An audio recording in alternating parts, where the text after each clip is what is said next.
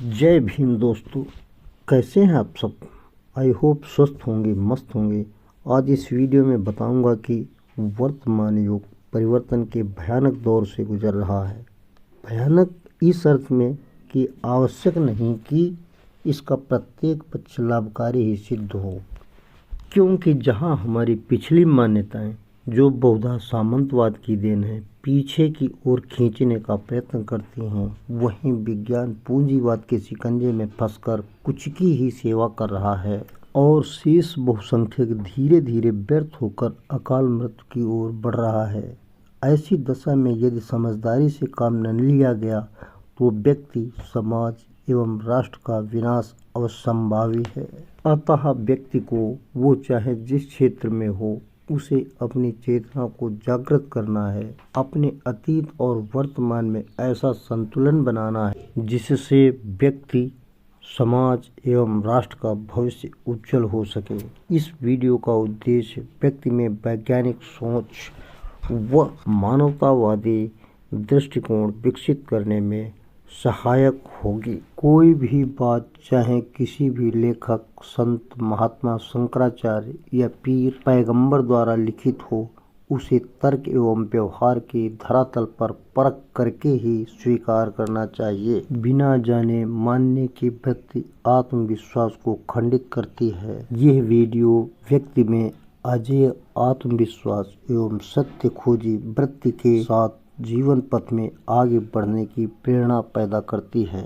आगे इसी वीडियो में है किसी डॉक्टर या वैज्ञानिक को जिसने विज्ञान विषय लेकर डिग्रियां प्राप्त की हैं, यह दावे से नहीं कहा जा सकता कि वो अंधविश्वासी नहीं है। किसी नेता को राष्ट्रभक्ति का उपदेश देते सुनकर उसे राष्ट्रभक्त मान बैठना भूल हो सकती है। जिन नेताओं के कंधों पर पूरे राष्ट्र का भार है, उन देश के कर्णधारों की कुशल क्षेम का भार महात्माओं, तांत्रिकों और ज्योतिषियों के कंधों पर रहता है। आप जिन्हें महात्माओं और धर्माचार्यों की संगत में बैठा देखते हैं, मंदिरों की मूर्तियों के आगे माथा टेकते देखते हैं, उन्हीं को भ्रष्टाचार में आकंठ डूबा हुआ पाते हैं। भारत धर्म प्रधान देश है। यद्यपि शिक्षा का स्तर बढ़ा है, किंतु नैतिक पतन और सिद्धांतहीनता ने देश को पतन के गर्त में पहुंचा दिया है। अशिक्षित एवं अर्धशिक्षित लोगों की बात जाने दीजिए।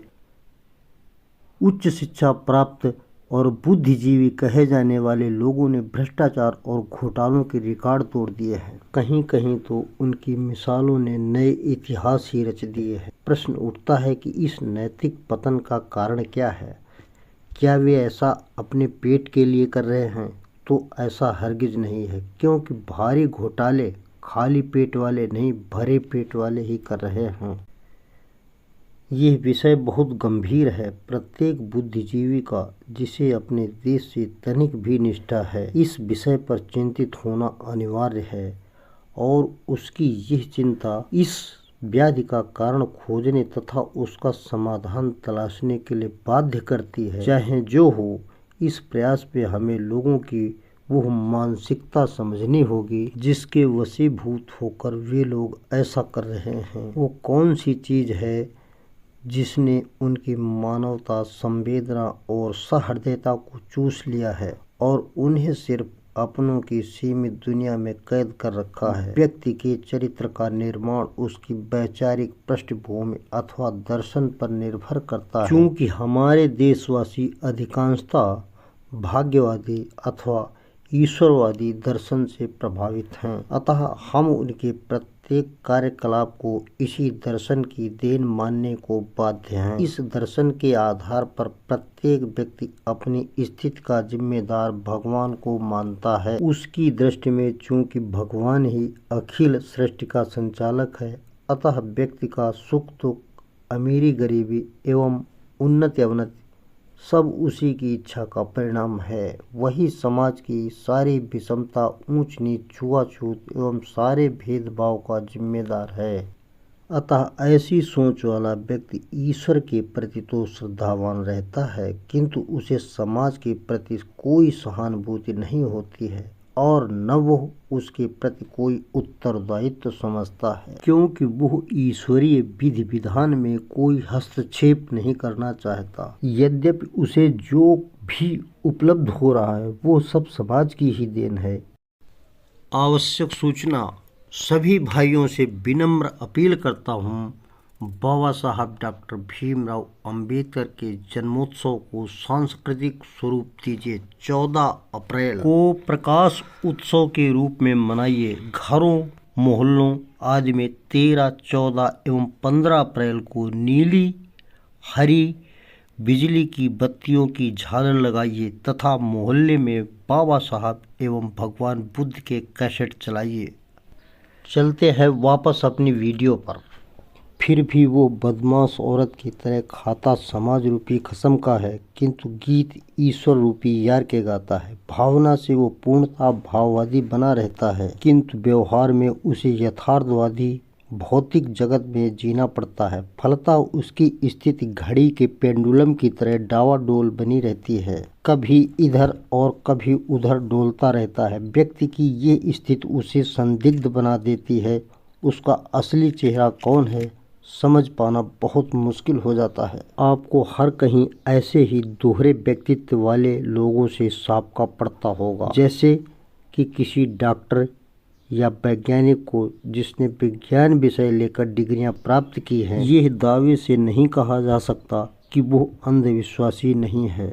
किसी नेता को राष्ट्रभक्ति का उपदेश देते सुनकर उसे राष्ट्रभक्त मान बैठना भूल हो सकती है। किसी इंजीनियर को भारत निर्माण का नक्शा तलाशने वाला मान बैठना अपने को धोखे में डालना सिद्ध हो सकता है। किसी धार्मिक हस्ती को आत्मवत सर्वभूतेश के सूत्र पर चलने वाला न मान बैठें, क्योंकि हो सकता है कि वो विषमता की जननी वर्ण व्यवस्था का हिमायती हो। आप यह जानकर आश्चर्यचकित रह जाएंगे कि जिन नेताओं के कंधे पर पूरे राष्ट्र का भार है, उन देश के कर्णधारों के कुशल क्षेम का भार महात्माओं, तांत्रिकों और ज्योतिषियों के कंधों पर रहता है। आप जिन्हें महात्माओं और धर्माचार्यों की संगत में बैठा देखते हैं, मंदिरों की मूर्तियों के आगे माथा टेकते देखते हैं, उन्हीं को भ्रष्टाचार में आकंठ डूबा हुआ पाते हैं।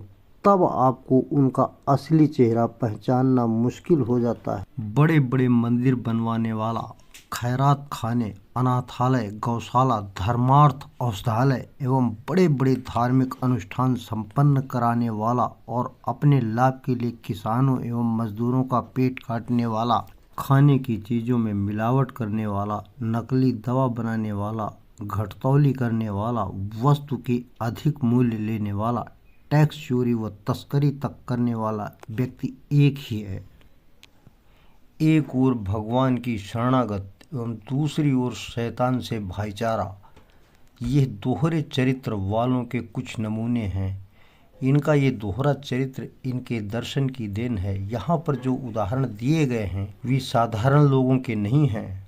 इनमें बहुत ही शिक्षित, प्रबुद्ध एवं धनी लोग हैं। यदि यह लोग अपने को वैसा ही बनाए रख सकें जैसा वो समाज को दिखा रहे हैं अथवा जैसा समाज उन्हें देख रहा है, तो यह देश स्वर्ग हो जाए, किंतु ऐसा नहीं हो पा रहा है। यही दुख और चिंता का विषय है। मैं यहाँ पर आर्थिक रूप से संपन्न वर्ग के लिए न कोई सीख देने जा रहा हूँ और न मुझे आशा है कि वे अपने में कोई सुधार करना चाहेंगे, क्योंकि सोए हुए व्यक्ति को जगाया जा सकता है परंतु जागते हुए को जगाना असंभव है। ये लोग बहुत जानकार हैं। इनकी दशा उस दुर्योधन की जैसी है जो कहता था मैं जानता हूँ कि पाप क्या है, किंतु मेरी उससे निवृत्ति अरुचि नहीं है, और ये भी जानता हूँ कि धर्म पुण्य क्या है, किंतु मेरी उसमें रुचि नहीं है। ठीक इसी तरह वे लोग भी क्या सही है क्या गलत है सब जानते हैं, किंतु करते हैं अपने मन का। वास्तव में ये वह वर्ग है जो समाज के भय से अच्छाई का मुखौटा मजबूरी में लगाए हुए हैं।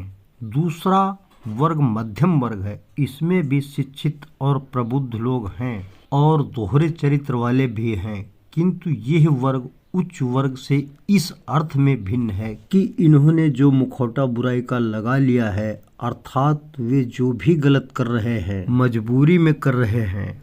अर्थ ये कि यदि उच्च वर्ग का व्यक्ति अच्छा काम करता दिखाई दे रहा है तो वो ऐसा मजबूरी में समाज के भय से अपनी असलियत को छुपाने के लिए कर रहा है, और यदि मध्यम वर्ग का व्यक्ति बुरा काम कर रहा है तो मजबूरी में कर रहा है। वो ऐसा या तो उच्च वर्ग के दबाव में कर रहा है अथवा उसे आदर्श मानकर उसके पद चिन्हों पर चल रहा है। ये मध्यम वर्ग बहुत महत्वपूर्ण है। यह निम्न वर्ग का पुत्र एवं उच्च वर्ग का पिता है, अर्थात निम्न वर्ग से लोग इस वर्ग में आते हैं और इसमें से उच्च वर्ग में पहुंचते हैं। इस प्रकार इस मध्यम वर्ग में सबसे ज्यादा गतिशीलता बनी रहती। अतः गतिशील होने के कारण यदि इस वर्ग का व्यक्ति चाहे तो अपने को मोड़ सकता है और स्वयं तथा समाज एवं देश को विनाश से बचा सकता है।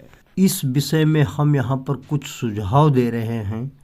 मैं यह मानकर चल रहा हूँ कि उनके पास ज्ञान की कमी नहीं है। ये लोग भी अच्छे और बुरे को भली भांति जानते हैं। ये लोग बुरे नहीं रहना चाहते किंतु अच्छे बन नहीं पा रहे हैं। ऐसा जान पड़ता है कि इस पर उनका कोई वश नहीं चलता। ज्ञान का अकूत भंडार उनके इस काम में कोई मदद नहीं कर पाता। इसका कारण है कि उन्होंने ज्ञानार्जन तो बहुत कर लिया किंतु इससे सब कुछ जान लेने का भ्रम पाल लिया और ऐसा मान लिया कि अब उन्हें और कुछ भी जानने की आवश्यकता नहीं रही, जबकि सत्य ये है कि उनके इस ज्ञान के भंडार में उनका अपना कहने के लिए कुछ भी नहीं है। इस ज्ञानाभाव ने उन्हें असंदिग्ध बना दिया, किंतु दूसरों के भरोसे वे अपने बल पर अपने विवेक के सहारे अपना स्वयं का दृष्टिकोण विकसित नहीं कर सके, जिसके प्रकाश में वे स्वयं का निरीक्षण और परीक्षण कर सकते तथा प्रत्येक विषय में स्वतंत्र रूप से निर्णय ले पाते। उनके सारे निर्णय उधार के ज्ञान द्वारा लिए गए होते हैं, जिनमें उनकी बुद्धि का कोई योगदान नहीं होता। वे जब किसी की संगति से या किसी से भी प्रभावित होकर कोई बुरा काम कर रहे होते हैं तब भी उनके अचेतन मन में वो काम बुरा नहीं होता। जैसा कि वो देख रहा है कि जिन्होंने गलत तरीकों से धन पैदा कर लिया है उनके पास बंगले हैं, कारें हैं, नौकर चाकर हैं, सुख के सभी साधन हैं, समाज में उनका सम्मान है। अतः यह व्यक्ति भी येन केन प्रकारेण उसी स्थिति को प्राप्त करना चाहता है, सुखी और सम्मानित होना चाहता है।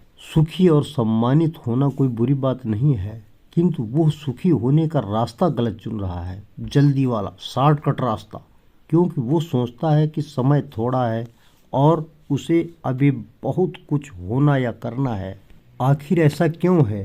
क्या यह सब उसके निजी विचार मंथन का परिणाम है? ऐसा कदापि नहीं है। वास्तव में यहाँ पर उसकी स्वतंत्र चेतना बाधित हो गई है। वो अपने अचेतन मन की आवाज़ को सुनते हुए भी उसकी भाषा को समझ नहीं पा रहा है। ये काम तभी संभव है जब धैर्य के साथ उससे संबंध जोड़ा जा सके और उसके सहयोग से अपना स्वयं का दृष्टिकोण विकसित किया जा सके। इसी निश्चयात्मक बुद्धि के अभाव में व्यक्ति की ये दशा हो जाती है कि वो एक साथ ही दोहरे व्यक्तित्व वाला व्यक्ति बन जाता है।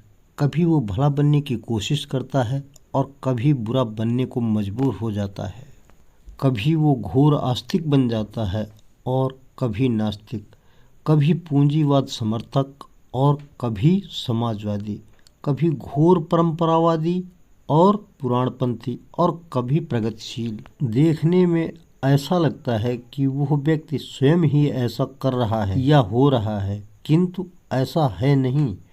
वो कुछ भी न कर रहा है और न हो रहा है। यदि उससे ही इस विषय में पूछा जाए तो वो कुछ भी बता पाने में समर्थ नहीं होगा।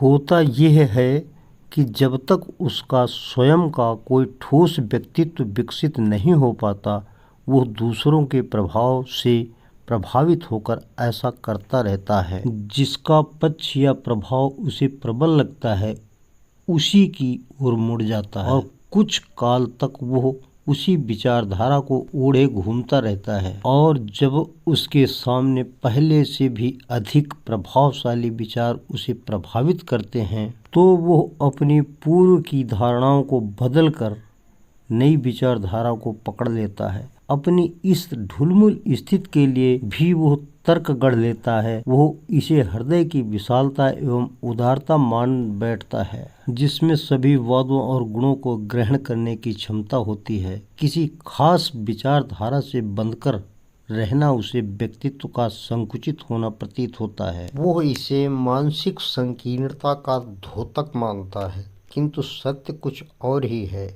यह यथार्थ की मजबूरी है कि कोई भी व्यक्ति एक साथ ही दो विरोधी विचारों को लेकर नहीं चल सकता। वो एक ही साथ आस्तिक और नास्तिक नहीं रह सकता, और न थोड़ी थोड़ी देर के लिए ही ऐसा संभव है। वो या तो इनमें से एक है अथवा इनमें से कोई भी नहीं है, न आस्तिक है और न नास्तिक है।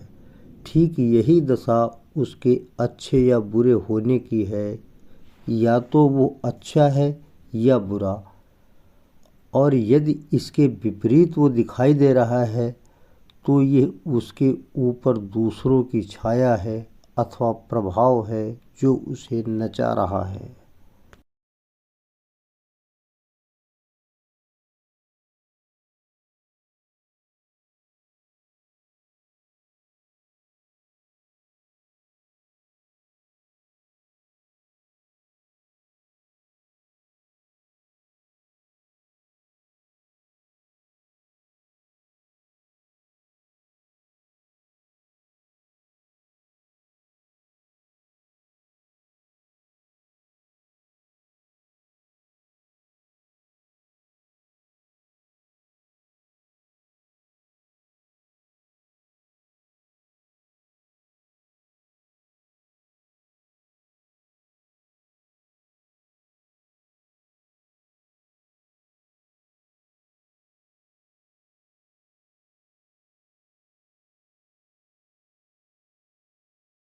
वास्तव में उसने इस विषय पर कभी गहराई से सोचा ही नहीं। ज्ञान का अकूत भंडार उसके पास भरा रहा, किंतु यह दूसरों के दिए हुए ज्ञान से काम चलाता रहा। अपने खुद के ज्ञान को सक्रिय करने की न उसने जहमत उठाई और न इसके लिए उसने समय ही दिया। परिणाम स्वरूप उसका ये निजी भंडार उसे कुछ भी लाभ न दे सका। कुंजी की अपेक्षा ताला बहुत बड़ी चीज है, उसका मूल्य भी कुंजी से कई गुना अधिक होता है, किंतु ताले की उपयोगिता कुंजी के बिना कुछ नहीं है, क्योंकि उसका उपयोग कुंजी के बिना नहीं किया जा सकता। ठीक इसी तरह मनुष्य के पास विद्या का बहुत बड़ा भंडार हो सकता है, किंतु यदि उसने उसका अपने तरीके से प्रयोग करना नहीं सीखा, अपनी स्वयं की निर्णायक शक्ति का विकास नहीं किया, जो उचित अनुचित का, अच्छे बुरे का भेद कर सके, तो उसका सारा ज्ञान बिना कुंजी के ताले के समान है। इस निर्णायक स्थिति तक पहुंचने की कुछ शर्तें हैं जिनको बिना पूरा किए कोई भी व्यक्ति अपना खुद का स्वामी नहीं हो सकता।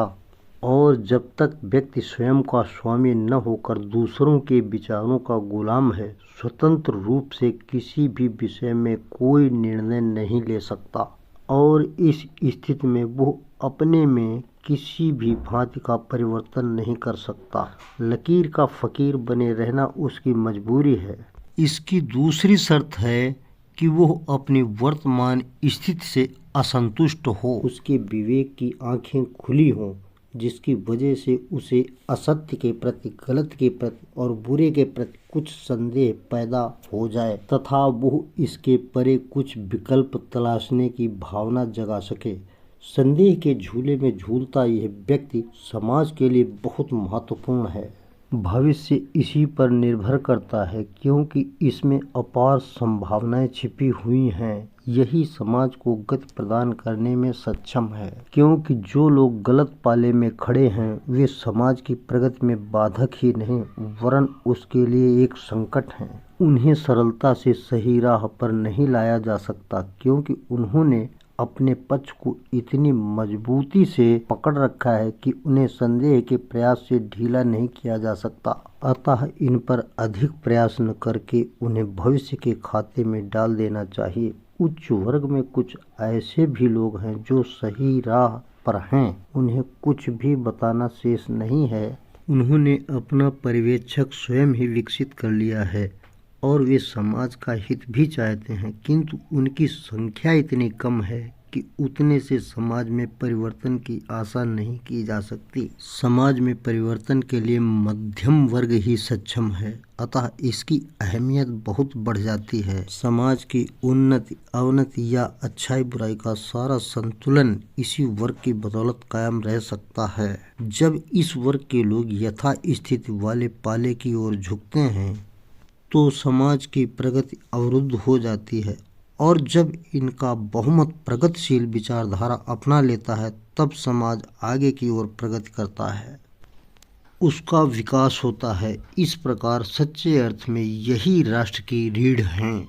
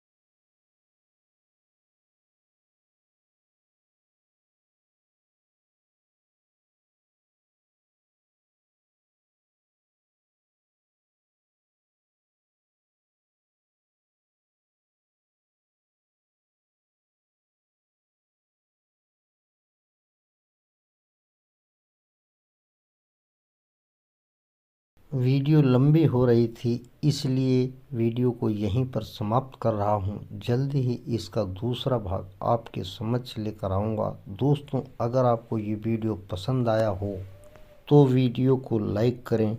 ऐसी ही वीडियो देखने के लिए चैनल को सब्सक्राइब करें और वीडियो को शेयर भी करें। अंत में सबसे मुख्य बात, बच्चों को शिक्षित अवश्य करें, शिक्षित समाज तैयार करें। बाबा साहब डॉक्टर भीमराव अंबेडकर जी ने कहा था, शिक्षा शेरनी का दूध है, जो पिएगा वो दहाड़ेगा। बाबा साहब डॉक्टर भीमराव अंबेडकर जी शिक्षा को बहुत महत्वपूर्ण मानते थे। उन्होंने शिक्षा को शेरनी के दूध से तुलना की, जिसका अर्थ है कि जो भी शिक्षा ग्रहण करेगा वो सशक्त और आत्मनिर्भर एवं निडर बनेगा। दोस्तों, वीडियो देखने के लिए आपने अपना अमूल्य समय दिया, आपका बहुत बहुत धन्यवाद। वीडियो आपको कैसा लगा, अपनी राय कमेंट सेक्शन में अवश्य लिखें। जय भीम, जय भारत, जय हिंद, जय संविधान।